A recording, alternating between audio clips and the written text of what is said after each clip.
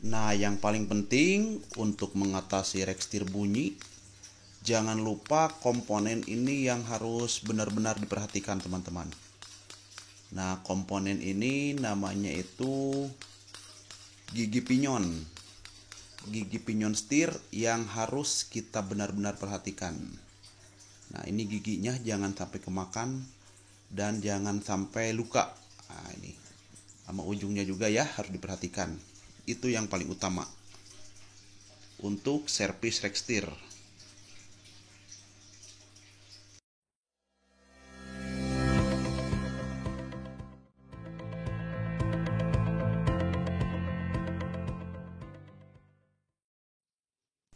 Oke teman-teman, assalamualaikum warahmatullahi wabarakatuh. Ketemu lagi di sini dengan Hoki Official. Nah, buat kalian semua mungkin suaranya udah tidak aneh ya. Nah, saya itu sebenarnya yang punya channel Apip Hidayat. Berhubung channel saya yang utama ada masalah, jadi saya buat channel video baru. Itu untuk channel ini ya, namanya Hoki Official. Silakan buat teman-teman yang belum subscribe supaya bisa dapat notifikasi bila saya upload video. Silahkan ditekan dulu subscribe-nya. Dimana di sini saya akan sedikit memberikan tutorial untuk membuka rekstir dari pertama sampai beres sampai akhir. Simak terus teman-teman videonya. Nah, di sini tepatnya itu di depan kita ada mobil Avanza, dimana rekstirnya itu udah kurang bagus. Jadi di sini kita sama-sama belajar, khususnya buat teman-teman yang hobi ngoprek ataupun hobi bongkar-bongkar sendiri, tapi tidak ada panduan untuk membongkar rekstir. Silahkan simak terus videonya, biar teman-teman paham dan kita sama-sama belajar.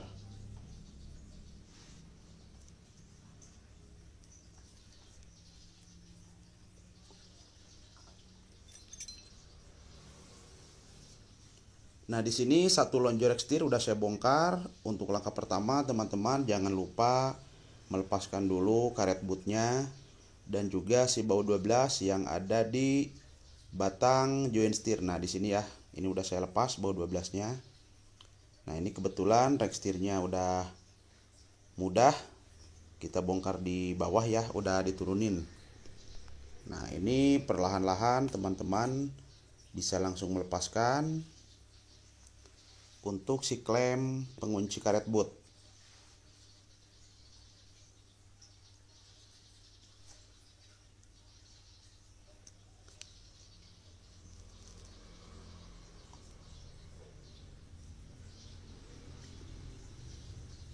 Nah, ini tinggal ditarik aja si karet bootnya bila sudah dilepaskan. Bila sedikit keras bisa sedikit diputar. Nah, ini kebetulan si rack end-nya itu ada di dalam ya teman-teman. Kita bisa diputar dulu menggunakan batang join setir. Nah, seperti ini biar dia sedikit keluar. Oh ya, sedikit lagi teman-teman ya. Di sini saya menggunakan kunci yang ala kadarnya, bukan tool khusus, karena memang niatnya untuk ngasih tutorial untuk teman-teman yang suka ngoprek ataupun bongkar sendiri tapi kuncinya terbatas. Nah, seperti ini kan kuncinya khusus ya, dia harus besar, ini tidak masuk. Jadi saya sarankan kita harus punya sedikit ya kayak inilah, kreatif nyari kunci kira-kira yang bisa. Nah, ini bisa memakai kunci pipa atau bahasa bengkelnya Gaston. Nah, untuk membuka rack end ini teman-teman bisa ditahan pakai pipa yang bolong. Ini saya bekas aso breaker motor ya. Nah, ini bisa dimasukin. Kalau teman-teman tidak punya aso breakernya bisa pakai pipa biasa, dimasukin ke batang gigi pinyon.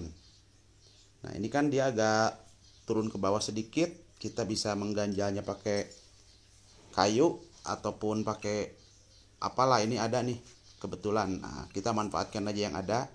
Saya ganjal pakai batang join setir.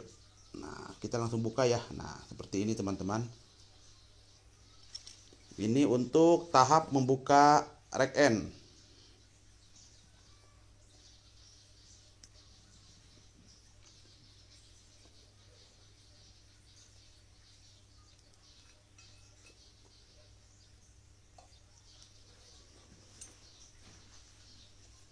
Untuk yang sebelahnya pun sama, prosesnya tidak berbeda dengan yang sebelah kanan.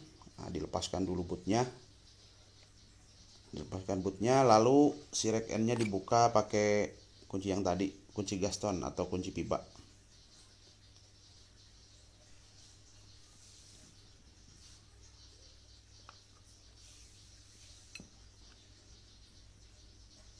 Langkahnya itu sama ya, kalau misalkan rek N nya kurang keluar bisa diputar memakai batang joint steer. Nah seperti ini kan udah keluar, ini langsung dibuka saja.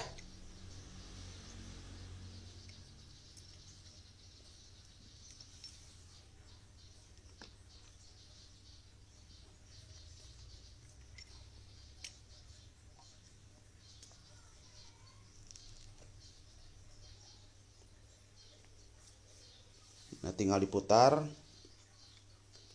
Nah setelah ini beres, kita langsung fokus ke bagian setelan.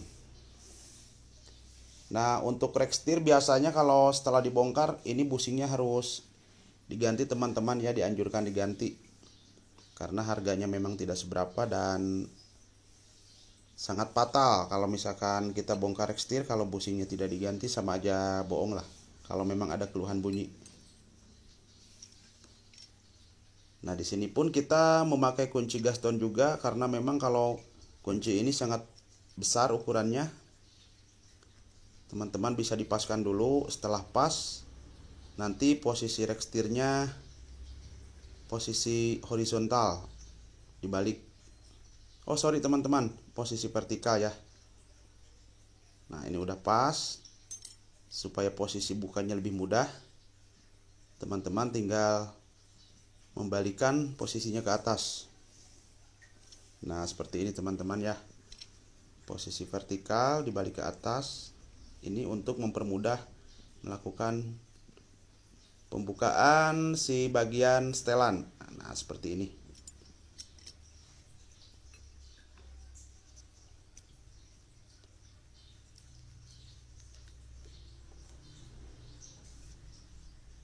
Nah, di sini jangan lupa sebelum setelannya dikeluarin kita harus ngasih tanda. Ini saya tandain pas lurus dengan itu yang ada coak ya dari atas yang di setelan.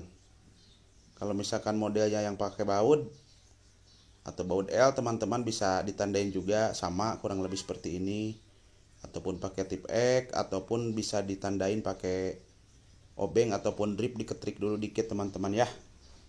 Yang penting setelannya tidak jauh untuk paduan kita nanti nyetel setelah pemasangan. Nah ini langsung kita kendorin aja setelannya.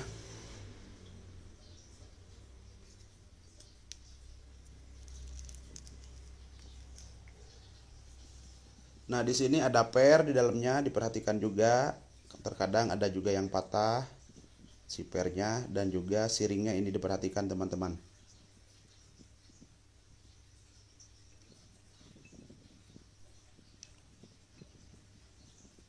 Lanjut kita ke pembukaan seal. Ini buka sealnya harus sedikit hati-hati supaya kita bisa memakai ulang. Sealnya tidak rusak. Cukup menggodekan obeng ya. Di sini obeng minus atau obeng pipih yang kecil. Ini ditekan aja ke bawah.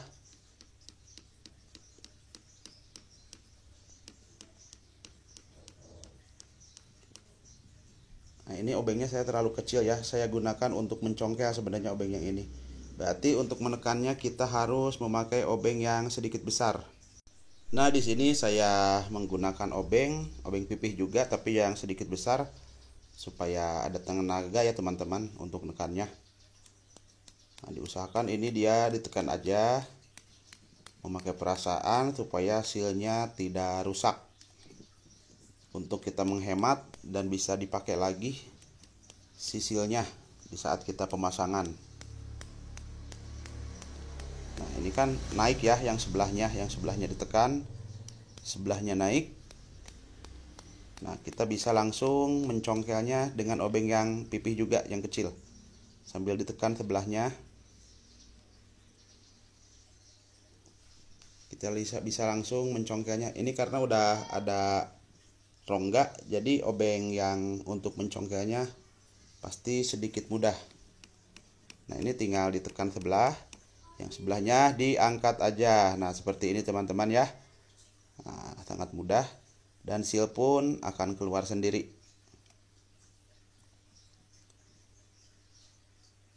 Nah, sealnya kita simpan aja, kebetulan masih bagus, masih bisa dipakai lagi.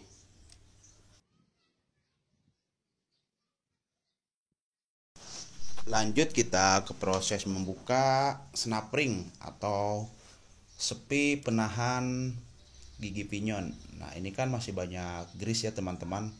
Bisa teman-teman bersihkan dulu grease-nya karena masih bagus. Disimpan aja ke tempat grease yang bersih. Kecuali grease ininya udah kotor, teman-teman bisa langsung dibuang aja, nggak apa-apa. Nah, di sini kan di bawahnya itu ada sepi untuk penahan.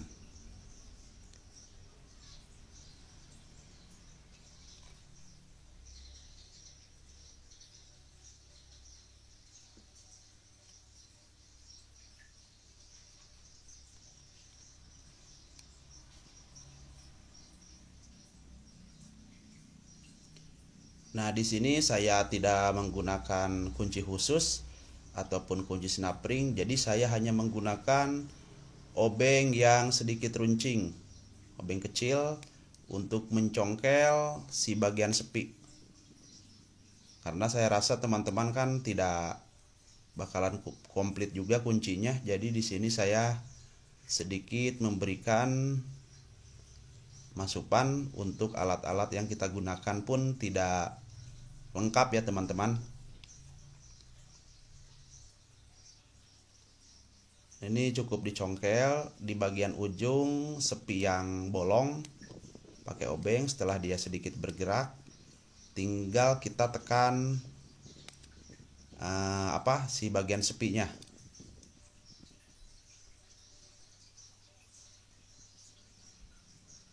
Oh ya, untuk teman-teman bila ini masih sedikit kehalang si lubang sepinya, teman-teman bisa sedikit dilap dulu pakai lap supaya permukaan lubang sepinya nampak jelas teman-teman ya. Nah, di sini ini bisa dibersihkan dulu.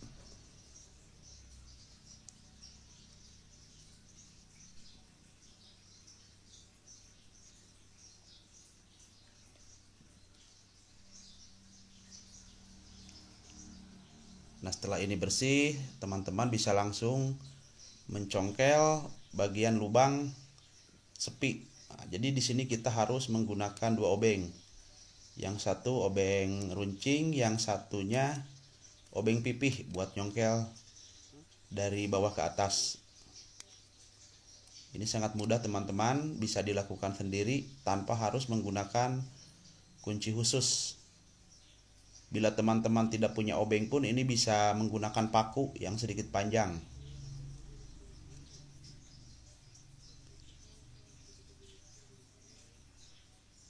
Nah, si sepinya dia akan naik teman-teman ya setelah dicongkel begini.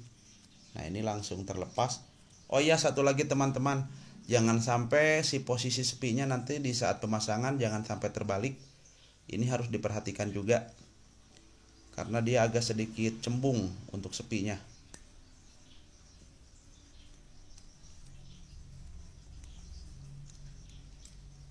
Nah, sepi udah keangkat ya. Nah, ini harus diperhatikan jangan sampai kebalik. Posisinya dia agak sedikit cembung. Lanjut kita ke proses pelepasan gigi pinyon.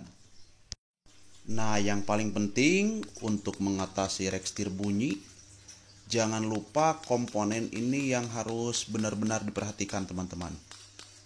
Nah, komponen ini namanya itu gigi pinyon. Gigi pinyon setir yang harus kita benar-benar perhatikan. Nah, ini giginya jangan sampai kemakan dan jangan sampai luka. Nah, ini sama ujungnya juga ya harus diperhatikan. Itu yang paling utama untuk servis Rextir. Nah, untuk gigi bilasnya pun ini harus teman-teman perhatikan. Giginya itu jangan sampai ada yang kemakan ataupun dia rontok ya teman-teman.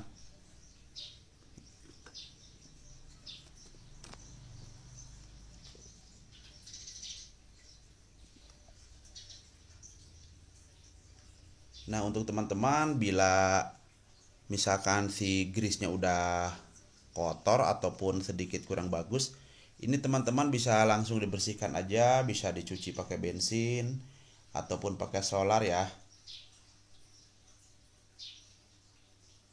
Nah, di sini karena saya rasa ini grisnya masih bagus, jadi saya di sini tidak membersihkannya. Jadi buat teman-teman saya anjurkan harus dibersihkan dulu supaya grisnya itu bisa diganti yang baru. Nah, giginya harus diperhatikan ya. Jangan sampai yang tadi saya bilang ada yang luka ataupun yang rontok di sini. Terkadang ada yang rontok nih gigi ini teman-teman.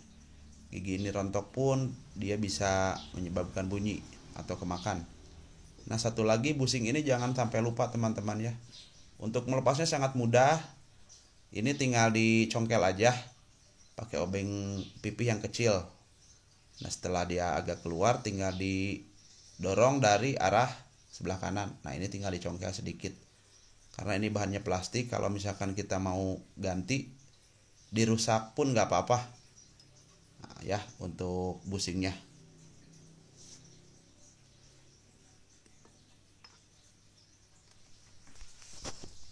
Nah, sekarang kita lanjut ke proses pemasangan.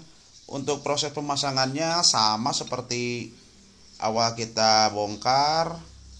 Nah, gigi ini harus diperhatikan posisinya. Dia searahnya di sini teman-teman ya, supaya nanti ketemu dengan gigi pinyon.